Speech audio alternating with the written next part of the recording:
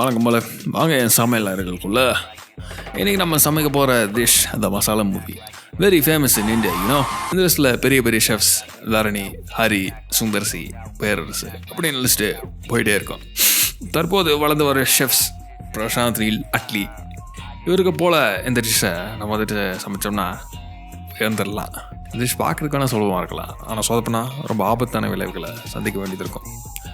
மசாலா ரொம்ப தூவி அடிச்சா அல்லாஹ் கிட்ட போனா அன்பா இருக்கணும், ஜீசஸ் கிட்ட போனா பாசமா இருக்கணும், ஏழ்மலையா கிட்ட போனா நேர்மையா இருக்கணும், இந்த சிவா கிட்ட வந்தா நல்லவனா மட்டும் நல்லா ஏறி அதனால என்னடா படத்தில் மசாலாவே இல்லைன்னு கொஞ்சம் தூவி போட்டோம்னா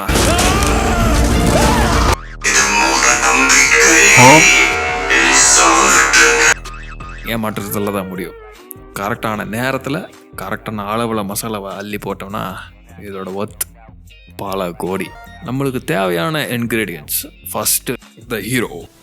எல்லாருக்குமே ஹீரோவை பார்த்த உடனே டக்குன்னு பிடிக்கும். அதுக்காக அவங்க மோஸ்ட்லி ஹீரோ நல்லவங்களாக தான் இருப்பாங்க, எப்பவுமே பிரைட்டாக ஜாலியாக இழிச்சிட்டு அந்த மாதிரி. ஆனால் இதெல்லாம் உல்ட்டா பண்ணுற மாதிரி ஹீரோஸும் இருக்காங்க.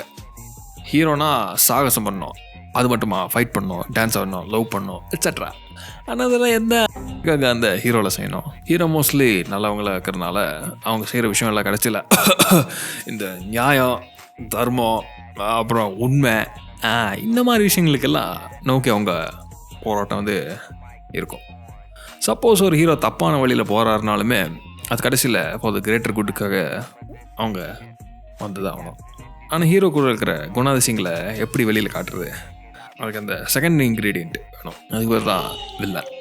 அதாவது அவன் பண்ணுற செயல்கள் அடுத்தவனை பாதித்தாலும் பரவாயில்ல, அவன் சுயநலத்துக்கு லாபம் அடையிற மாதிரி தான் இருக்கணும்.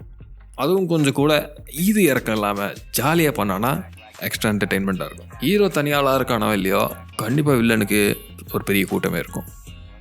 அப்பப்போ படத்தை கொஞ்சம் சாந்தப்படுத்துறதுக்கு அதுக்கு தான் வந்துட்டு அந்த மூணாவது இன்க்ரீடியன்ட் எடுத்துவீங்க, ஹீரோயின்.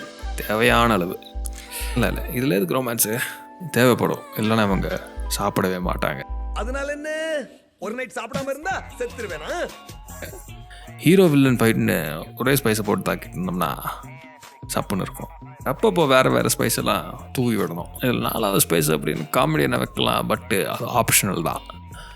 இப்போ நம்மளுக்கு தேவையான மெயின் இன்க்ரீடியன்ஸ்லாம் இருக்குது, வாங்க சமைக்கலாம். இந்த பிளாட் அப்படின்னு சொல்ல வர்ற விஷயத்துக்குள்ளே இறங்குவோம். என் தலைமை மிஸ்கின் சொல்கிற மாதிரி, audience wants to see the evil be defeated. Good vs evil. இதே ஒரு சூப்பர் ஹீரோ படத்தில் ரொம்ப டைரெக்டாக சூப்பர் ஹீரோ ஒரு சூப்பர் வில்லனை சூப்பர் பவர் வச்சு டைரெக்டாக போட்டு தாக்கலாம். ஆனால் இது கொஞ்சம் ரியல் கான்செப்ட், அதுதான் மெயின் கான்செப்ட். ஆனால் அதே நேரம் ரொம்ப சாதாரணமாக பண்ணிடக்கூடாது. மக்கள் ரசிக்கும்படி, ருசிக்கும்படி ஒரு முறையோடு பண்ணணும். வில்லன் எப்பவுமே அதிகபட்சம் ஒரு கேங்ஸ்டர், பாலிட்டிஷியன், இந்த மாதிரி பெரிய ஆளாக தான் இருப்பான்.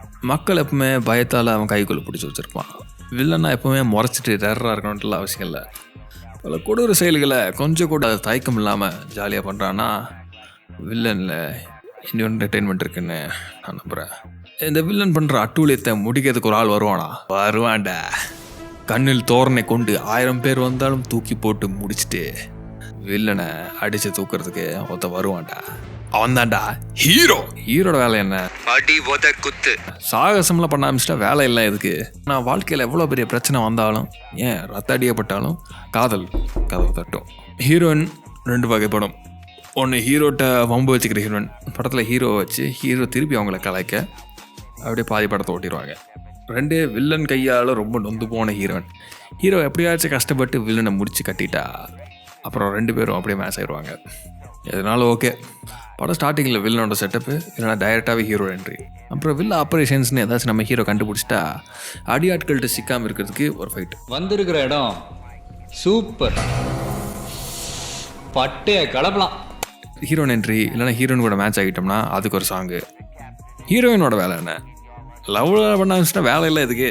நெக்ஸ்ட்டு வில்லன் ஆப்ரேஷன்ஸை முடிக்க அட்டெம்ப்ட் எடுக்கிறார் ஹீரோ, அதுக்கு ஒரு பெரிய ஃபைட்டு. இந்த இடத்துல அப்படியே தீ மியூசிக்கு பயங்கரமாக இருக்கிறோம். பாப்கார்ன் வாங்க போகிற கேப்பில் இந்த சண்டையில் எல்லாம் இப்படி முடியும்னு யோசிப்போம். ஆனால் அதே கேப்பில் எப்படியோ ஹீரோயின் கூட எப்படியாச்சும் கேப் இருந்துடும் பை சம் எவென்ட்ஸ். இந்த சோக காட்சிகளெல்லாம் ஓட்டுறதுக்கு ஒரு பாட்டு. இந்த சோகத்தில் இருக்கும்போது தான் ஸ்கெட்ச் போட்டு வில்ல வந்து ஸ்ட்ரைக் பண்ணுவான். இந்த ஃபைட்டில் ஹீரோ ரத்த அடிபடுறதுக்கு வாய்ப்பு ஜாஸ்தி. ஹீரோ எப்படியா சங்கு இருந்துச்சு எஸ்கேப் ஆக்கி ஹீரோன்ட்டு வந்து சேர்ந்துருவான். இந்த இடத்துல அந்த கேப் அப்படியே டாட்டா கட்டிட்டு போயிடுவான். அப்புறம் ஒரு குத்து சாங் வந்து ஹை காட்டும். எல்லாரோடையும் சமாளிச்சு ஹீரோ டயர்டாக இருக்கும் போது தான் வில்லன் அவனோட ஃபுல் ஃபோர்ஸை போட்டு தாக்குவான். ஹீரோ தோற்று போகிற மாதிரி தான் இருக்கும். ஆனால் இந்த இடத்துல ஆப்பர்ச்சுனிட்டி மிஸ் பண்ணிட்டா திரும்ப கிடச்சிடாது. என்ன எப்படியோ மனசில் வெறி ஏற்றி மறுபடியும் வில்லன்ட்ட செகண்ட் சிங்கிள்ஸை போட்டு பெருசாக பஞ்ச் டைலாக் பேசி அங்கே கிளம்பி தி எண்ட். இதுதான் மசாலா டிஷ். இந்த மசாலா வாங்க அவங்க பர்சனல் ஃப்ளேவரில் ஆட் பண்ணி நல்ல தரத்துக்கு கொண்டு வந்து நிறுத்திட்டா அப்படியே எடுத்து காப்பி பேஸ்ட் பண்ணிக்கிட்டோம்னா சப்புன்னு இருக்கும்.